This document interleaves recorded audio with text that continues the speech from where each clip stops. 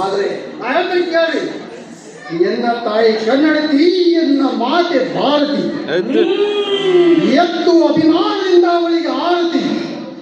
ಆಗ ಏರುವುದು ಕೀರ್ತಿ, ಪ್ರೀತಿಯಿಂದ ಎನಗೆ ಜನರು ಕರೆಯುವುದು ಸಾರಥಿ. ಸ್ವಾಮಿ ಅಮ್ಮನಾಮಕವನ್ನು ಬೇಡುವಂತವರಾಗಿದೆ.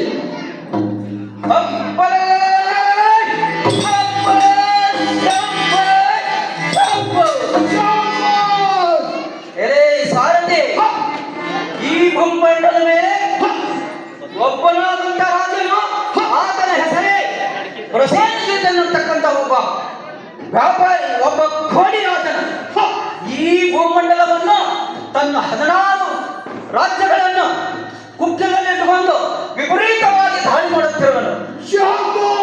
ಆತನನ್ನು ಬಂದು ಬಡಿದು ಇವತ್ತಿನ ದಿವಸ ನಾನು ಸುಪ್ರಸಿದ್ಧನಾದ